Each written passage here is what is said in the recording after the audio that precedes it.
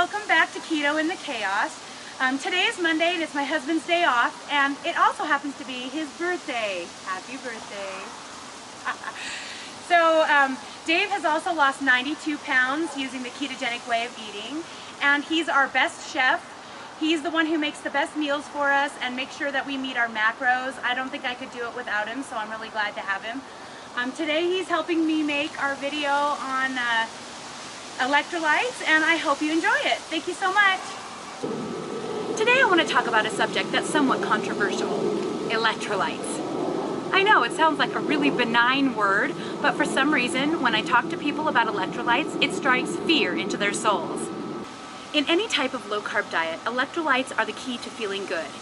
If you're on a low-carb diet and you're feeling tired, headachy, dizzy, or unsure, unbalanced, you're probably low on electrolytes, and most likely you're low on sodium.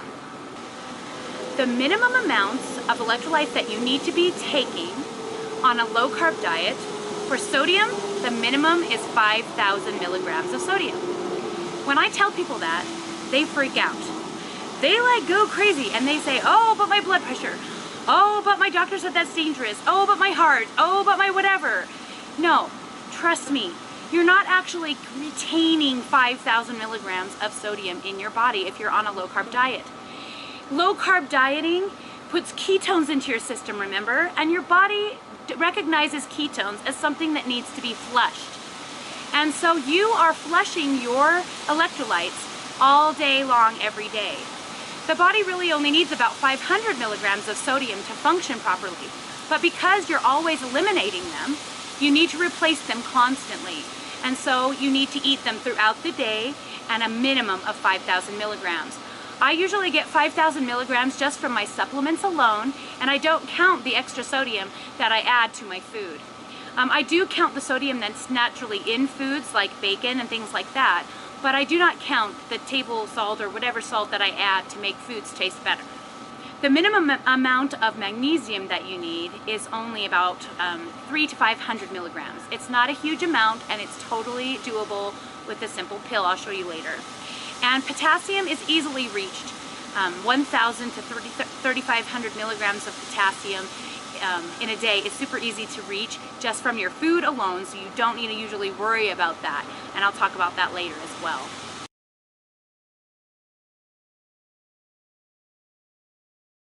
So today I'm going to show you some great ways that you can use to get sodium into your diet that don't taste bad, that aren't miserable, and you can totally do. I hope that this video can shed some light on the electrolyte needs for a low-carb diet, and that you can feel less worried that you're going to not be able to meet your goals. Okay, so I'm going to show you the easiest ways to get massive amounts of sodium into your diet. I know you don't want to do that and you don't think you can, but you can. So first we're going to start with basically real salt.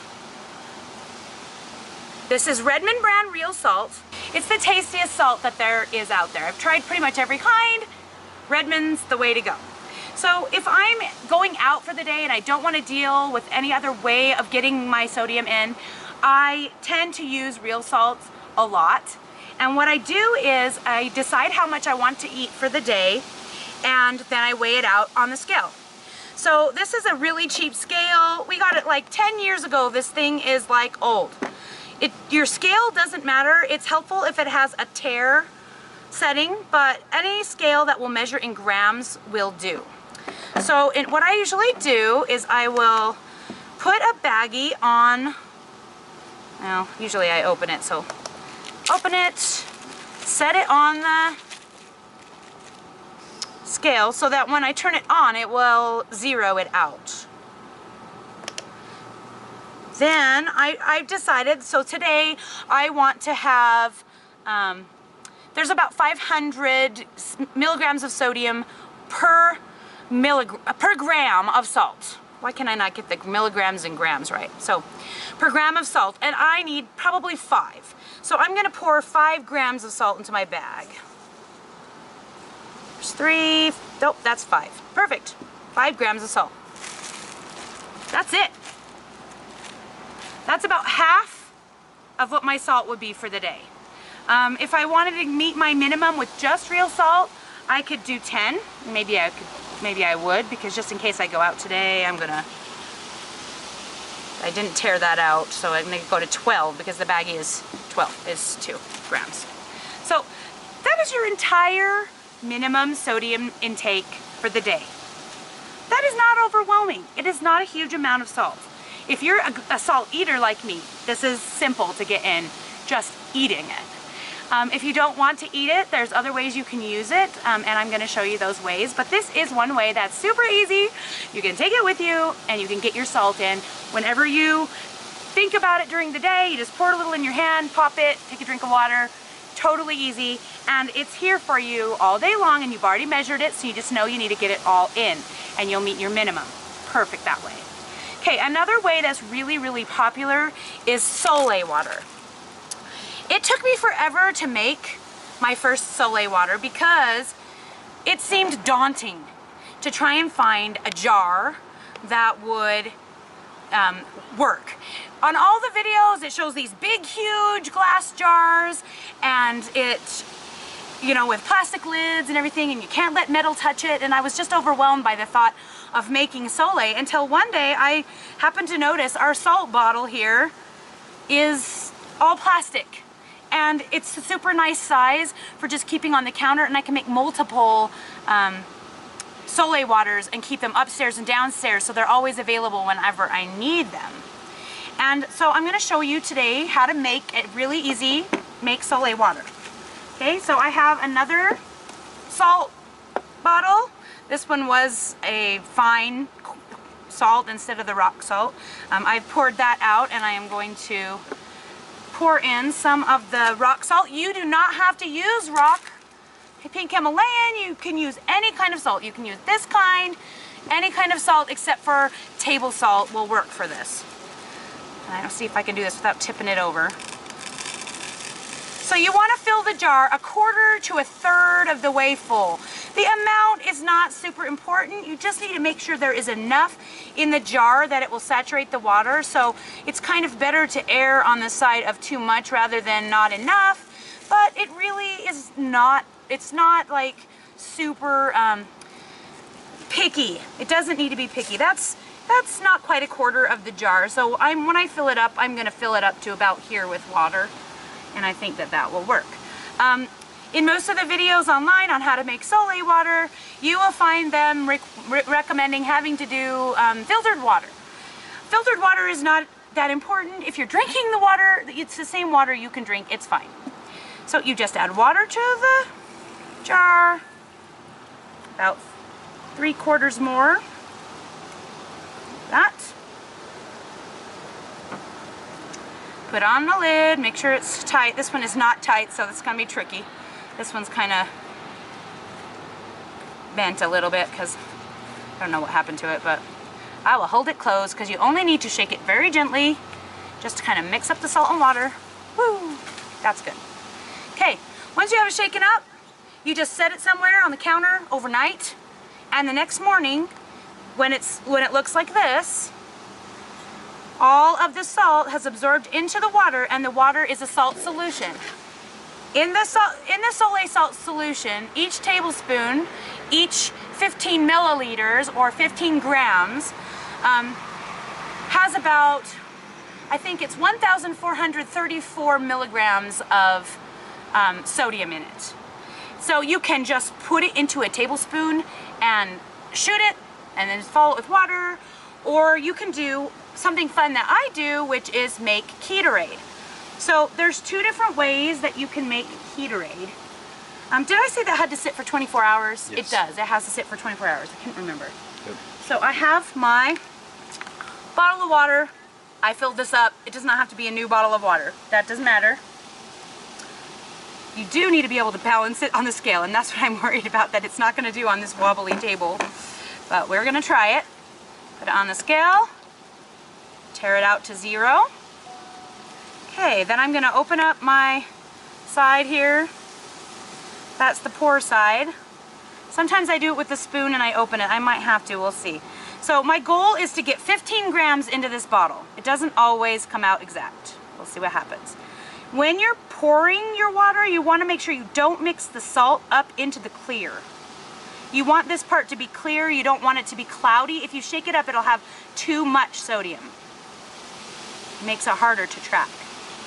There we go. 15 grams, which is about the same as 1 tablespoon. Then I've got my Mio Energy.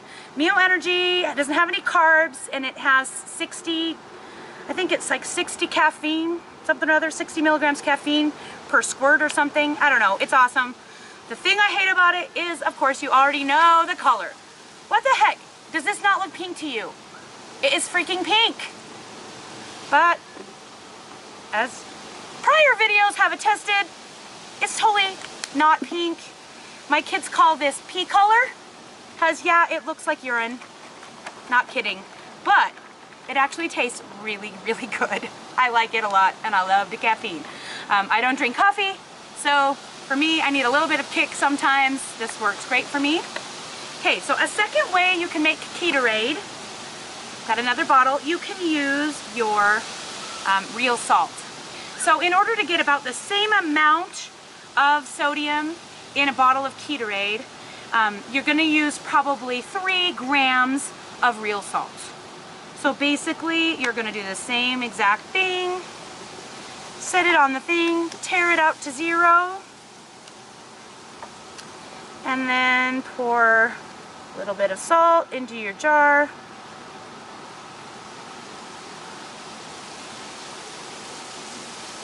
Two, not quite 3. That's probably too much now. Oh, 3. All right, perfect. And then I've got another Mio, my Mio vitamins. I don't know what vitamins it has in it, but it's not pea colored, so that's what matters, right? 2 squeezes, put on the lid, shake it up, you're good to go.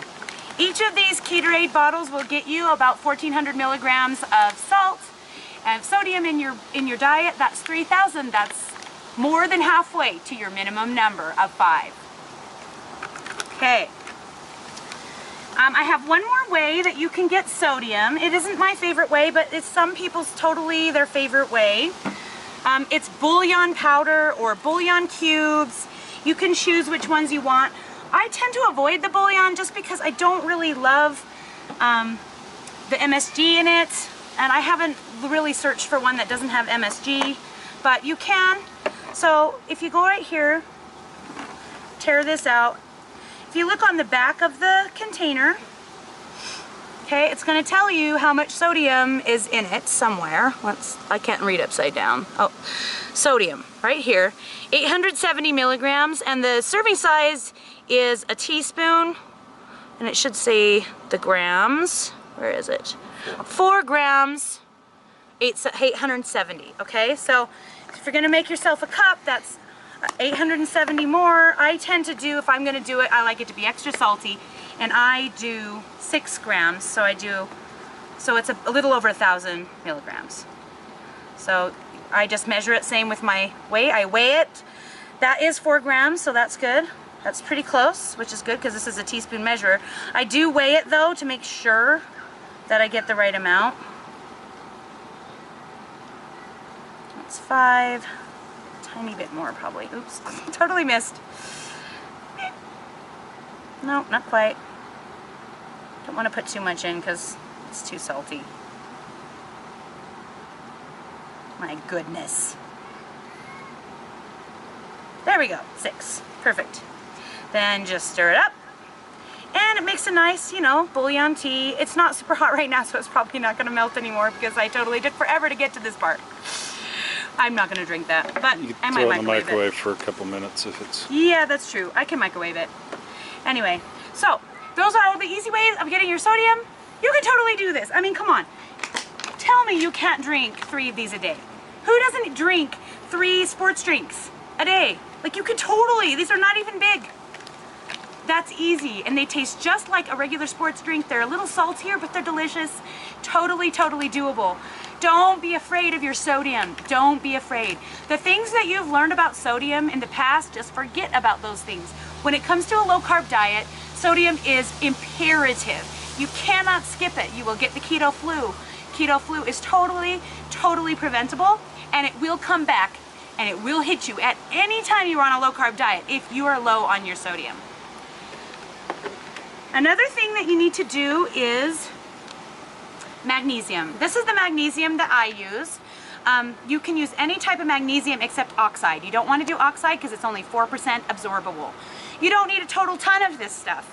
You really only need 300 to 500 milligrams of magnesium, and these ones have 200 per pill. So 2 pills a day, you're done. If you're tracking in your food, you'll realize that you don't maybe need to, but you know, dear, turn off your phone. Okay, and the last one is potassium. I don't have anything here to show for potassium because I get all of my potassium from food. And so I thought I would show you in my app how I track this stuff. So I have an app called, I call it Chronometer. Some people say Chronometer. I don't care what it's, how you pronounce it, but it's the best app for doing this diet. So, for instance, yesterday, I'll show you, I kind of had a high fat day yesterday. I went a little bit over on my fats, on my breakdown. But if you look in here, it'll show you everything that you ate. I set my goals here, and it allows me to choose my own goals, and it shows me what I got. But if you go down, you can see all your vitamins, all of these that I got, my minerals, okay? Magnesium. I got plenty of magnesium, and I only actually took 1 pill yesterday. And my potassium, you'll see, just from my food alone, these are my foods that I ate yesterday that gave me my potassium number. But you'll see my potassium was 2,500, and really our goal is 1,000 to 3,500 milligrams of potassium. So as long as you're eating a lot of high potassium foods, most meats contain quite a bit of potassium, it's pretty easy to hit it.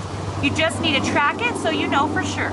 If you're having trouble meeting your 1,000 minimum, you can get a product called No Salt or New Salt and add it to your food or add it to your Ketorade. Just put in a gram, or I don't know how much it is because I've never actually used the potassium salt, but you can put a little in your Ketorade, just track it so that you know you're getting the right amount. Don't be afraid of electrolytes. They're totally doable. And I promise you, if you do all of these, you are going to feel amazing. Your energy will be up. You won't get headaches. You won't feel like you have crazy brain. You will feel amazing on this diet, on this way of eating. That is your new way of life. And I'm excited that I could share this with you and help make it a little easier.